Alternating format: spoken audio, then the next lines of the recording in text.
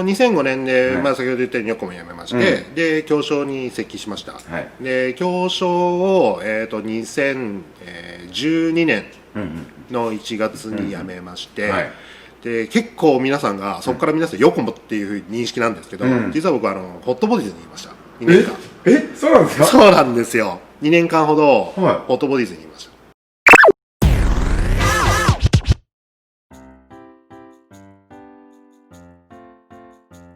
あ、そうなんですか。それはドライバーとしてですか？開発ですね。どちらかというと。開発兼ドライバーみたいな感じで。なんで HB に行ったかっていう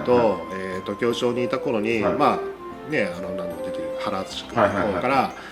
もう一度世界戦取りたい、だから協力してくれないかっていうのを、まあ何度か言われまして、でこれはちょっと面白そう、じゃあ一応行ってみるかっていう、まあ本当そのノリで。じゃあアメリカに行かれてたんですかね？アメリカではなくて僕日本でその活動してたんですけど、ちょうど2012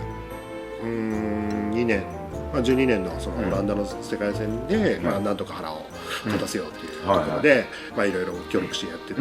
結果的にはねTQ を取って、でまあもうレース自体は勝ったレースだったんですけど、結果としては負けてしまったレースだったんです。誰がジルスですよね。かなりの伝説の名勝負みたいなやつですよね。なんかそうなんです。ファイナルラップでなんかそうなんですよ。最終ラップがその結局計測ラインがそのホームストレートに出る手前のところなんですけど、ヘアピンの前だったんですよ。これヘアピンの後だったら話全然変わったんですけど、で最終ラップ入るときに時間的に見るともうギリギリだったんですよ。もう本当にタイム機上はもう本当にギリギリで通るか通らないかみたいな。で原は通ると確信してヘアピンの手前で減速、ジルスは全開で突っ込んでったんですよ。なるほど。だからもう一周入ってたらもう間違いなく原が優勝してたんですよ。それはもう原君にとっても松君にとっても一生ちょっと残る。いやこれは残りますね。であれが計測ラインがコーナーの立ち上がりだったら、原が前にいたんで勝ってたんですよ。なるほど。それは今聞かされただけでもなんかもうずっとキュッときますね、胸に。でもやっぱそれを賭けで出たジルスっていうところもやっぱすごいなと思うし、そこ行かないと勝ち目はないって判断したから行ったんですね。そうですね。はい。それも経験による判断だったんですね。なるほど。だから悔しい部分もありつつ、実はね原ってヨーロッパの世界選手権でME に入ってないんですよね。でそれがTQ 取って、であそこまで優勝争いに持っていけたっていう部分では、自分が加入しようなそのですよね。おかげではないですけど、少しでもやっぱ力になれたなっていうのは実感できましたね。ここまで培ってきたものを出せたんだなっていうね。だからより自分のその自信にもつながったで、ちょっと話長くなっちゃったんですけど、2年間HB にいまして、でなんで皆さん知らないかって言ったら日本で活動がほとんどしてなかったんで、海外でばっかりだったんで、僕は皆さんの記憶になかなか薄いんですけど、その時に矢田部で横堀社長が来て、私君今横堀社長しんちゃんですけど、しんちゃん今何してるのみたいな。いや今ホットボディーズにやってますけどみたいな。知らんのかいみたいな思いながら。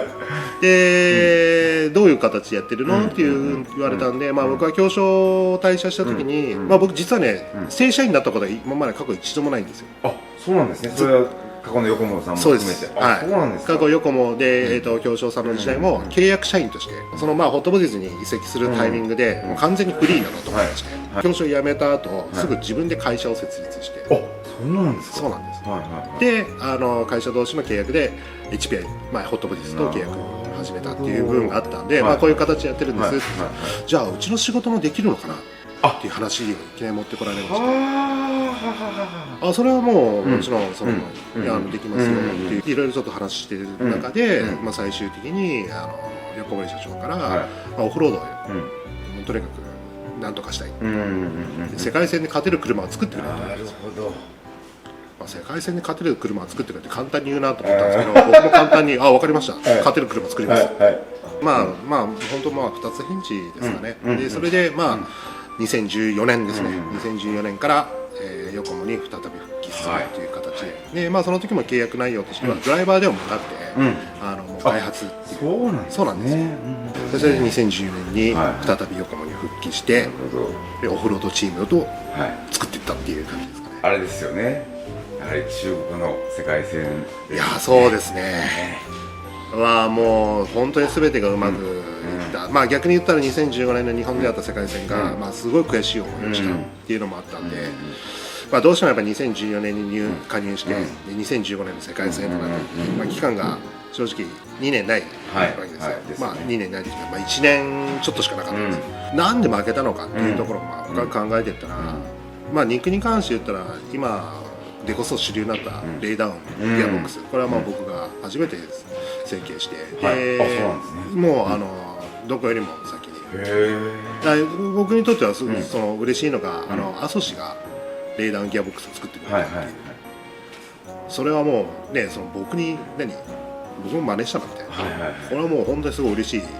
光栄な話なので、結局肉に取り掛かってて、でそれに結構時間を費やしてしまって、4組が正直そんなに時間がない中で何とかしなきゃいけないっていう状況の中、やっぱそのリソースの割り振りっていう部分がうまくいってないなって、でまあもちろん車の設計の部分ももっと見直していかなきゃいけない部分もあるし、もっといろんなことを取り込んでいかなきゃいけないっていう部分もあるし、いろんな部分でダメだったなっていう点があったんで、まあもうなんとか次の世界戦、次もしっかり2年あるんで、その2年の間でしっかり車作りでチーム作り、体制をしっかり整えていこう、まあもちろんその社内の体制も含めてですね、やっぱりその現場に行ってるだけじゃなくて、会社側からのバックアップ、みんなのバックアップがないとやっぱりいい成績を残せないので、そこの構築をしっかりしていかなきゃなっていうところで、まあ開発兼まあちょっとこうマネージャー的な立ち位置として、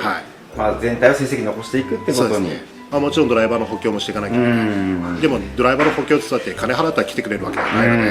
これだったら勝てるぞって思えるようなもの、でこれだったら勝てるぞっていうチームにしていくのが見えてからこそ、やっぱりそのトップドライバーが来てくれるっていうのがあって、まあ大きかったらやっぱメイフィールドが加入したのが非常に大きかったです、当時やっぱりリー・マーティンしかですよね、しかいなかったので、やっぱり1枚板じゃちょっと厳しい、やっぱり2枚あってようやく2人の力が出るのかなっていうので、メイフィールドが加入してくれたのは非常に大きかったですね。まあメイフィールド自身も悲願のワールドタイトルを、それをまあこういうふうに思ってるかどうかわからないですけど、その足立君がね設計した車でこう取ってくれることができた、まあ本人自身も取れたし、足立君も自分の設計した車で取ってくれたし、まあお互い本当にいい関係というか、いい幸せなあれですよね。まあちょっと話長くなっちゃうんですけど、これちょっと裏話があって、最初はね、まあひどかったですよ。まあひどかった。関係がですか？関係がです。本当ですか？もう全く信用してないわけですよ。向こうがね。まあそのアメリカにまあ僕もね全米選手権で何なら行くようになって、で当時まあカーソンっていうドライバーがいたんで、それのまあサポート兼まあアメリカの状況もいろいろ見れるんで、それでアメリカに行ったりとかしてたんですけど。そういうのも見て、まあメイフィールドの方も、まあこれだったらやれるんじゃないかと思ってくれたんだとは思うんですけど、入って、もう今でも忘れないんですけど、逆に一番良かったところなんですけど、全米選手権のまあ練習で全米の1ヶ月ぐらい前に行ったんですよ、そのコースに。でまあそのテストなんで僕も走ります、で彼も走ってるんですけど、見てたらどうしてもすごい気になる点が、まあちょっとこことここはこうだから、ちょっと変えてみようよ。なかなかまあ全然やらないんですよ。なるほど。何言ってんだお前がみたいな。なるほど。お前は俺が言った通りにやってりゃいいんだよぐらいの多分ノリなんですよ。なるほど。でたまたまその日クラブレースがナイトレースがあったんですけど、ナイトレース出たんですよ。僕ね TQ 取って嘘でメイフィールド抑えて優勝したんですよ。なるほど。そっからこれよかった。なるほど。でもよかったですよ、やりやすくなりましたよね。いやそうなんですよ。でそこからやっぱり彼のその僕に対する見方が本当に180度ひっくり返って、でまあ世界戦の本当直前にまあ今の YZ4、SF が出来上がって、でこれのまあシェイクダウンがてらのテストでアメリカに行ってやったんですけど、まあその時もですね、まあ僕の方もいろいろやってって、で彼もいろいろやってって、お互いいい部分を取り入れながら、僕の方はねかなり車良かったんですよ。これかなり車来てるなって、でセットはちょっと彼と違うんですけど、同じセットでやったらこれめちゃくちゃ速いんじゃないか、こいつがやったらみたいな。でなんとそのコースのレコード出しちゃったんですよ僕が。そうです。一発のコースレコード出たでしょ。でそれを出た時のメイフィールドがでかいモニターにラップタイムがあるんですけど、じーっと見てるわけですよ。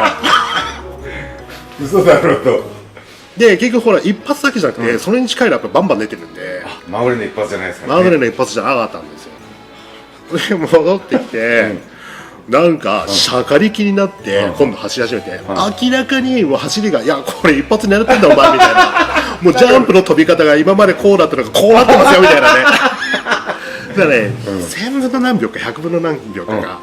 いやあいつ破って出したんですよ。でもう勢いが高いってお前のタイム破ってやったぜみたいなこと言うんですよ。いやちょっと待てみたいな。ちょっと待て、俺がこのタイム出るんだから、お前多分これ使ったらもっと出ると思うよ。そしたらいやお前はね、もうここで3日間も走ってるから、走りがどんどん良くなってるから、これ車じゃないとかそこは引かねえのかなかなか難しかったですね。でもそういうなんかもう、今となったら笑える話なんですけど、やり取りがあって、その中国の世界戦で、本当に